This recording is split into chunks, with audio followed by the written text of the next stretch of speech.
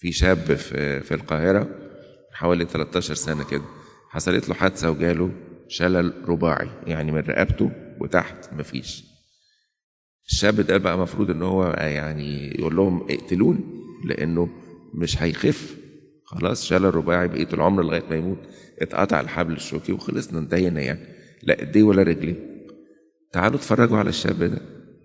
الشاب ده يعني الكهنة بيروحوا يقعدوا معاه من كتر حلاوته، من كتر ما هو مسلم لربنا وعارف انه في ايدين الراعي الصالح. حصلت حادثة، بقى عندي شلل رباعي لغاية اخر عمري في الارض، لكن انا ليا عمر ممتد فوق في الابدية لن ينتهي.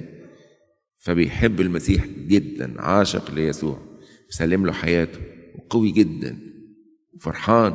ازاي واحد شاب صغير يعيش بقية عمره عنده شلل رباعي لا ايديه ولا رجليه؟ هو قوي في ربنا ازاي هو كده؟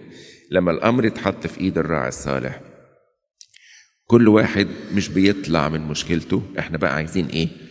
شوف بقى، مش انت الراعي الصالح؟ يبقى منه ده لما يجي لك تشفيه.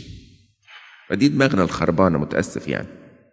احنا بقى اللي ايه، عارفين شجره معرفه الخير والشر بنعدل عليه. يعني انت الولد الشر الرباعي، بما انك انت بقى الراعي الصالح وبما ان الولد راح لك شجره معرفه الخير والشر، يبقى انت عليك يا ربنا، بصوا بقى الكلام، يا ربنا انك انت تشفي. انت ما انت تطلع مين انت وانا اطلع مين؟ اللي يعدل على ربنا يقول له تعمل وما تعملش وصح وغلط. ما تسيبه في حاله، سيب ربنا يدبر خليقته زي ما هو يرى. هو فاهم اكتر مني ومنك 100,000 مرة. طب انا مش هشفي منه، لكن هشفيه من جوه، وهخلي الراجل ده علامة على ان اللي عنده شلل رباعي اللي كله بقى يعني يأسان وفشلان وتعبان، هخلي الولد ده نور في الدنيا كلها، انه ماسك في ربنا وقوي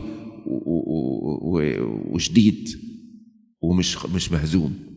دي معجزة اكتر من انه يخف، انه المرض يبقى موجود لكن هو مش مهزوم، هو قوي.